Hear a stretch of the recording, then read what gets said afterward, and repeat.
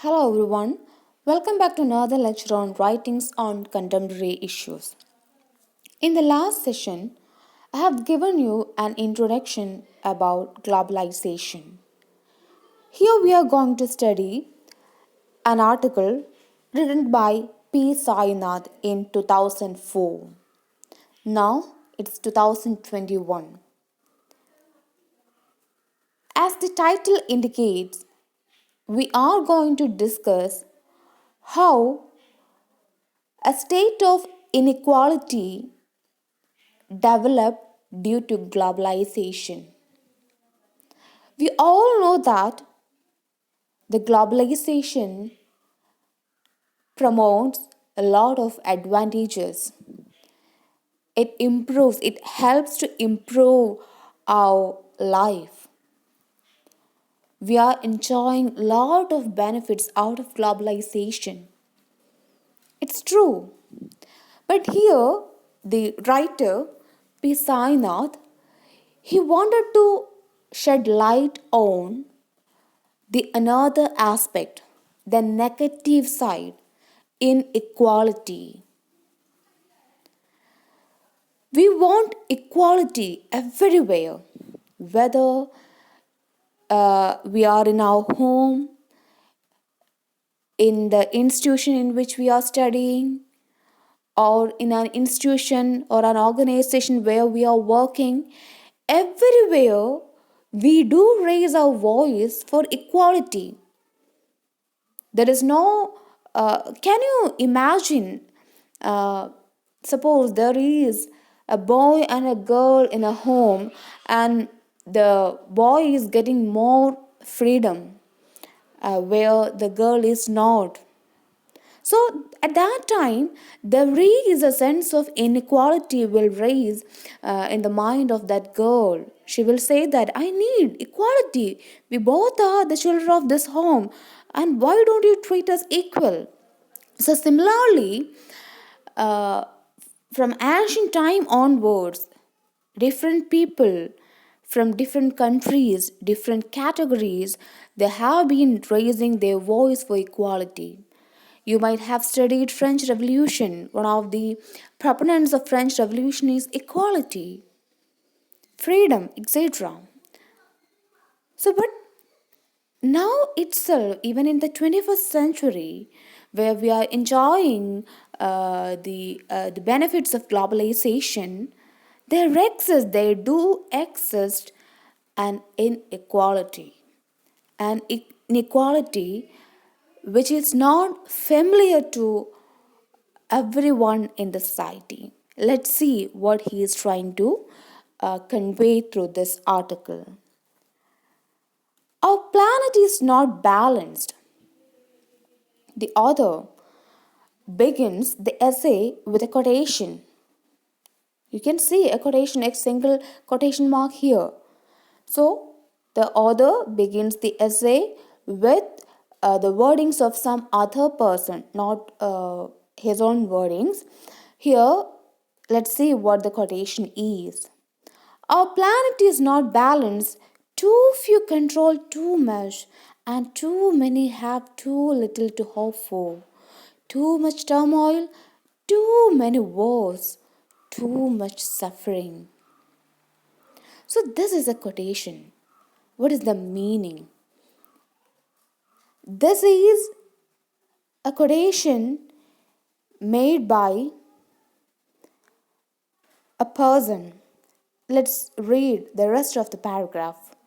Depending on who you are, you might think that this is Mother Teresa or subcommanded Marcos of Zapatis. Actually, it's James Wolfson, the president of the World Bank, speaking at the joint WBIMF meeting in Dubai in September this year. In 2004, there was a meeting held in Dubai where James Wolfson, who was the president of World Bank, he shared this opinion in that meeting. He is of the opinion that our planet the earth is not balanced because there are a lot of ups and downs. Everyone is not equal. We know that in planet there are human beings, animals, different floras and faunas are there. So, and we all know our planet is not balanced. But he told this not from that point of view. He is saying that among humans, too few control too much. Too few control too much. He's talking about human beings. He's saying that only a few human beings are controlling too much things. വളരെ ചുരുക്കം ചില ആളുകൾ ഒരുപാട് കാര്യങ്ങൾ control ചെയ്യുന്നു. We all have control over certain things. Our parents have control upon ourselves. We teachers do have control upon you. So everybody is controlling something. But here the person is saying that too few control too much. വളരെ കുറച്ചാളുകൾ ഒരുപാട് കാര്യങ്ങളെ control ചെയ്യുന്നു. And too many have too little hope for. എന്നാൽ അപ്പം വളരെ കുറച്ചാളുകൾ ഒരുപാട് കാര്യങ്ങൾ control ചെയ്യുന്നു. ഒരുപാട് ആളുകൾ എന്താണ് ഇത്തരം കൺട്രോൾ കിട്ടാതെ അല്ലെങ്കിൽ ഞങ്ങൾക്കും ഇത്തരം കൺട്രോൾ കിട്ടിയിരുന്നെങ്കിൽ എന്ന് ആശിച്ച് നിൽക്കുന്നു. The precise meaning of this sentence is, in the society, in the world, a minority is ruling or controlling the majority. The power, the controlling power is vested upon a minority. Who is that minority? അല്ലേ, വളരെ ചുരുക്കം ആളുകളാണ് ഈ ലോകത്തിലെ വളരെ ചുരുക്കം ആളുകളാണ് ഈ ലോകത്തിനെ മൊത്തത്തിൽ കൺട്രോൾ ചെയ്യുന്നത്. 100 പേരുണ്ടെങ്കിൽ 100 പേരെ എടുത്താൽ അതിൽ ഒരാളാണ് അല്ല ഒരാൾക്ക് മാത്രമാണ് ആ പവർ ഉള്ളത്. ആ ഒരാളായിരിക്കും ആ 100 പേരെയും അടക്കി ഭരിക്കുന്നത് പല വിധത്തിൽ. This is the meaning. Too much turmoil. So because of this, the majority have to suffer lot of turmoil, lot of troubles. And there are too many wars. Wars in the sense political wars are there, economic wars. Real war അല്ല ഇവിടെ ഉദ്ദേശിക്കുന്നത്. പല രീതിയിലുള്ള വാറുകൾ ഉണ്ടാവുന്നു. Conflicts are rising. So because of this too much war, too much sufferings are also there. So depending on who you are, you might think that this is Mother Teresa or Commanded Marcos of Zapatas. Zapatas means Army of a National Liberation, referred as Zapatas, a left liberation, socialist political militant group. So depending upon who you are, ഒരു വ്യക്തിയെ നിങ്ങൾ എടുക്കുകയാണ്, സമൂഹത്തിലൊരു വ്യക്തി, ഇപ്പം നിങ്ങളാവാം ഞാനാവാം, എടുക്കുമ്പോൾ നിങ്ങൾ ആരാണ് എന്നനുസരിച്ചിട്ടാണ് നിങ്ങളുടെ റോൾ ഡിപ്പെൻഡ് ചെയ്യുന്നത്. നിങ്ങളൊരു മദർ തെരേസയാണോ അതോ ഒരു മിലിറ്ററി ഗ്രൂപ്പിൻ്റെ മിലിറ്റൻ്റായിട്ടാണോ നിങ്ങൾ ആക്ട് ചെയ്യുന്നത് ഈ സമൂഹത്തിൽ എന്നുള്ളത് നിങ്ങളുടെ ഒരു സ്റ്റേറ്റസ്, നിങ്ങളുടെ സൊസൈറ്റിയിൽ നിങ്ങൾ ആരാണ് എന്നനുസരിച്ചാണ് ചെയ്യുന്നത്. കാരണം social status it has something to do with. Let's move on to the second paragraph. Let us now look at the growth of inequality. Okay, dear readers, the writer is saying that we are going to see how the inequality is growing in the society. Inequality is worse in today's world than at any point since World War II. So after the World War, the Second World War, which ended in 1945, the inequality in the society got worsened. Inequality has grown faster in the last 15 years than in the past 50. In 2004, P. Sainath, he is saying that when we make a study on the rise of inequality in the society, we can observe that in the last 15 years, it has been growing faster. കഴിഞ്ഞ 50 വർഷം നോക്കുമ്പോൾ ആ 50 വർഷത്തിൻ്റെ last ലാപ്സായ 15 വർഷത്തിൽ, അതായത് recently ആണ് എന്ത് സംഭവിക്കുന്നത്, ഇൻഇക്വാളിറ്റി വളരെ ഫാസ്റ്റായിട്ട് റേസ് ചെയ്യാൻ തുടങ്ങിയത്. Because it is it is the crucial point of the developments, the so-called developments based on globalization. Development report since 1990 establishes that very clearly. So that you can see the lot of developments have been taking place in the society. If you make a study on those developments, you will realize the fact there is an inequality. You can see a lot of developments അല്ലേ, developments ഉണ്ട്. പക്ഷേ ഡെവലപ്മെൻറ്റ്സിൽ എല്ലായിടത്തും ഒരേപോലെ അല്ല developments ഉണ്ടാവുന്നത്. ഒരു society എടുക്കുമ്പോൾ എല്ലാ ക്ലാസ്സിലുള്ള ആളുകൾക്കും ആ ഡെവലപ്മെൻറ്റ്സിന് കൊണ്ട് ബെനിഫിറ്റ് ഉണ്ടാവുന്നില്ല. അപ്പം ഡെവലപ്മെൻറ്റ്സ് അൺഈക്വൽ ആണ്. Look at just a few of its dimensions, rich-poor divides. Okay, you can see that even after globalization, even after these so-called developments, there are rich and poor people in the society. Why this rich and poor class? Rich, poor, there is a division. If they are equal, we don't want to categorize a few people as rich and categorize some others as poor. So there is an inequality. So rich poor divide, it is a sign of inequality. Then resource inequality. Resource, it may be natural resource or human resource, whatever it is, we know that if we want to exist in this world, we do have certain resources, but this resources is not available to everyone in the society. The resources which is available to the rich people or those who have economic stability is not available to the poor people, especially the laymen or the common people. Even we can see a lot of beggars in our society, in the Indian scenario. But at the same time, multi-millionaires are also there. If we go to some places in Mumbai, where you can find a millionaire's house and estates and all.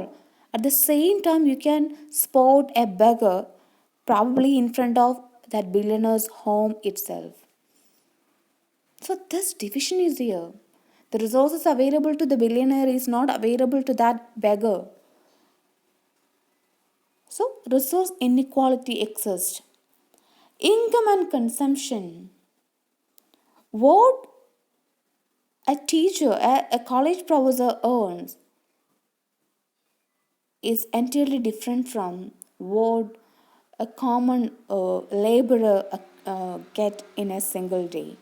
The pay is different, the income is different, the consumption is different.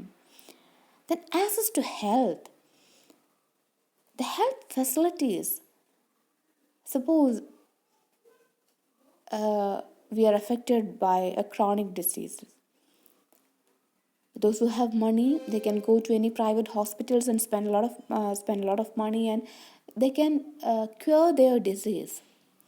But at the same time, a poor man who is working hard to meet his daily expense can't meet hospital expenditure.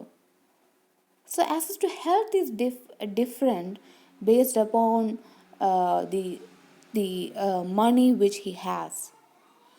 Even just a water. Even in Kerala, in some places we can see the scarcity of water. They have to fully depend upon a water connection. I think there was a movie in Malayalam. I haven't seen that, but I heard that the topic is It's regarding water issue. I forgot that movie name. I think the lead role played by Neeraj Madhav, I think so. Anyway, even the water, it's an essential thing. If we want to exist, we need water and air. So that is another problem. Even jobs, we can find lot of unemployed people, qualified people in the society.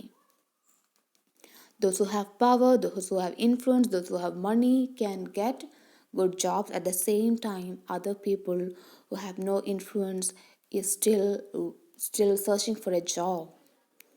The crisis now affects most of the planet. So uh, these issues we can see everywhere in the planet. Of the many trends in globalization, the crucial one today is corporate globalism. Okay, anyway, I have already told you, the writer is saying that I have already told you we are going to discuss the disadvantages of globalization, and one of the disadvantages is corporate globalism. So, what is this corporate globalism? Sometimes they will ask you a question in your examination, what is corporate globalism? So, let's see what it is. A world driven by and for corporate profits. So, who are these corporates? Do you have any idea? Corporates, the multimillionaires, the people who own multinational companies, they have corporate companies. Corporate means they own different organization across the world. For example, Ambani and all in India. Those names are familiar to you. So these are corporates. These corporates across the world is ruling our planet based on corporate greed rather than human need. So, corporate capitalism means where we can see corporate greed. What is greed? അത്യാഗ്രഹം than human need. പറയാണ് globalisation വെച്ച് നോക്കുമ്പോൾ അവിടെ ഉണ്ടാകുന്നൊരു പ്രശ്നം corporate ഗ്ലോബലിസമാണ്.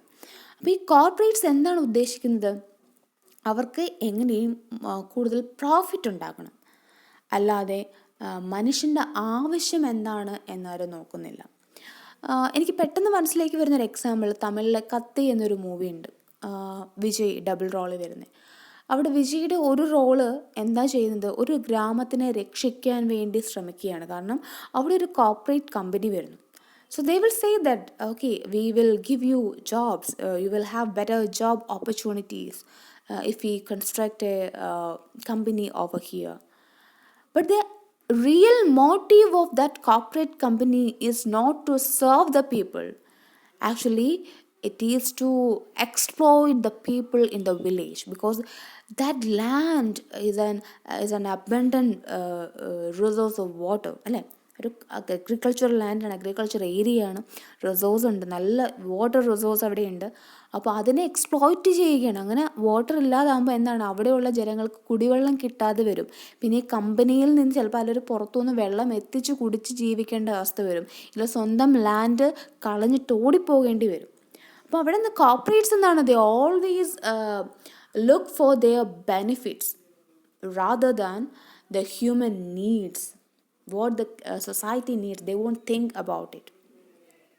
The similar example that you can see in another Malayalam movie, that is Ooram, where Prithviraj's character, whose father, who is fighting against a multinational company. So that is a thriller and all, but that concept, that is what I am saying. Okay, suddenly these two movies comes to my mind. That's why I shared that my views with such examples. There are a lot of movies in Malayalam, Hindi, or in Tamil and all.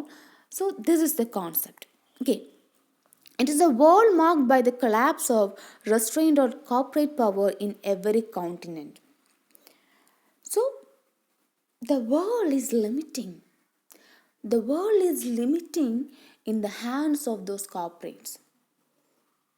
നിങ്ങളും ഞാനും എല്ലാവരും ഈ ലോകത്തെ അല്ലേ ഒരു ഒരു ഒരു ജീവജാലമാണ്. പക്ഷെ നമ്മളെയും അല്ലെങ്കിൽ ഈ ലോകത്തെയും മൊത്തം കൺട്രോൾ ചെയ്യുന്ന ഇത്രയും കോടിക്കണക്കിന് ആളുകളുണ്ടെങ്കിലും വളരെ ചുരുങ്ങിയ ആളുകളാണ് ഈ ലോകത്തിനെ കൺട്രോൾ ചെയ്യുന്നത്. അങ്ങനെ കൺട്രോൾ ചെയ്യുന്ന ആളുകളാണ് corporates. The income gap between the top 20% of the world's population and bottom fifth has more than doubled.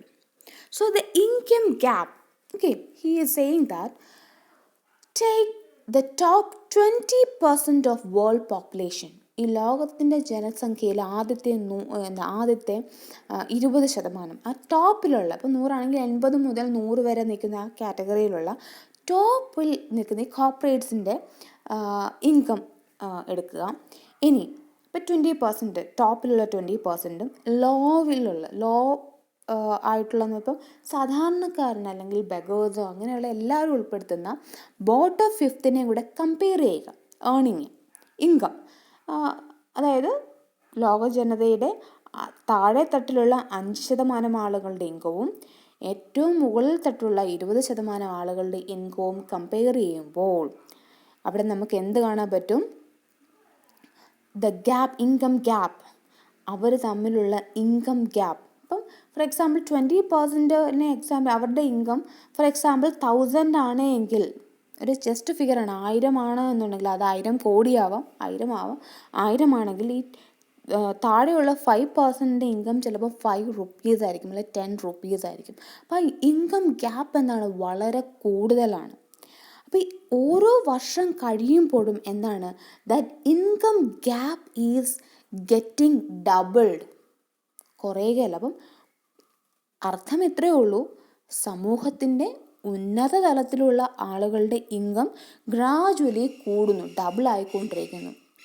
അതേസമയം താഴെ തട്ടിലുള്ളവൻ്റെ ഇൻകം എന്താണ്, അതിനനുസരിച്ച് വർദ്ധിക്കുന്നില്ല, അത് കൂടുകയാണ്. അപ്പോൾ ഇത് തമ്മിലുള്ള വ്യത്യാസം 100 ആണെന്നുണ്ടെങ്കിൽ ഓരോ വർഷം കഴിയും തോറും ആ ഇൻകം ഗ്യാപ്പ് 100, 200, 300 എന്ന് പറഞ്ഞ് കൂടുകയാണ്.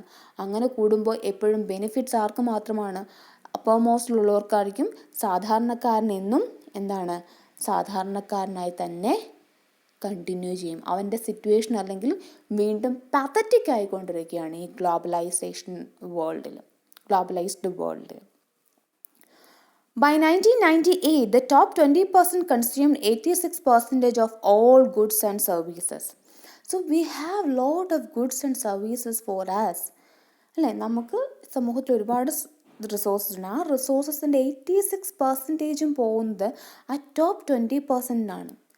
താഴേക്കിടയിലുള്ളവരിലേക്ക് എത്തുന്ന ഫെസിലിറ്റീസ് എന്ന് പറയുന്നത് 1.3% മാത്രമാണ്. The world's richest 200 people, according to the 1999 Human Development Report, more than doubled their net worth in their 4 years to 1998 to over $1 trillion. So with the passage of time, the income of the richest people in the world is getting doubled. The assets of top 3 billionaires are more than the combined GNP of all least developed countries and their 600 million people together. By 2003, the position has worsened.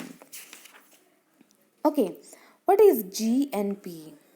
GNP means the value of all finished goods and services produced in a country in 1 year by its nationals. സിമ്പിളായിട്ട് പറഞ്ഞാൽ, ഓരോ രാജ്യത്തും ആ രാജ്യത്തെ ജനങ്ങൾക്ക് ആവശ്യമായ products നിർമ്മിക്കുന്നുണ്ട്. എന്ത് തരമായിക്കോട്ടെ, അത് പെട്രോൾ ആയിക്കോട്ടെ, അരി ആയിക്കോട്ടെ, പലവ്യഞ്ജനമായിക്കോട്ടെ, എല്ലാം ഉണ്ട്. അപ്പോൾ ഇതിൻ്റെ എല്ലാം കൂടെ കമ്പൈൻ, അതാണ് ഗ്രോസ് നാഷണൽ പ്രോഡക്റ്റ് എന്ന് പറയുന്നത്, ദ വാല്യൂ. അപ്പം അതാണ് ഒരു രാജ്യത്തിൻ്റെ അസറ്റാണ്. ആ രാജ്യത്തിൻ്റെ അസറ്റ്, അതിവിടെ പറയുന്ന ഇത്രയേ ഉള്ളൂ, ലോകത്തിലെ ഏറ്റവും ലീസ്റ്റ് ഡെവലപ്ഡ് കൺട്രീസിൻ്റെ GNP എടുക്കുമ്പോൾ, അതുപോലെ 600 മില്യൺ പീപ്പിളിനെ ടുഗെദറായിട്ട് എടുക്കുമ്പോൾ അവരുടെ ഒരു കമ്പൈൻഡ് റിസൾട്ട് ഉണ്ട്. There is a combined result that you can see. Okay, that is very low when we compared it with the assets of 3 billionaires. ലോകത്തിലെ 3 ബില്യണേഴ്സ് ഉണ്ട്. ആ 3 ബില്യണേഴ്സിൻ്റെ അസറ്റും ലോകത്തിലുള്ള ചിലപ്പോൾ ഒരു 10-15 ലീസ്റ്റ് ഡെവലപ്ഡ് കൺട്രീസും അവിടുത്തെ ജനങ്ങളുടെയും കൂടെയുള്ള GNP എടുക്കുമ്പോഴും ആ 3 പേരുടെ അസറ്റ് ആയിരിക്കും higher. And by 2003, the position had worsened. He is writing this article in 2004, and he said that in 1998 this was the situation, and by 2003 it is worsened. And think what might be the current situation. Okay, I hope this much is clear to you. I'm winding up today's session. See you in the next class. Thank you.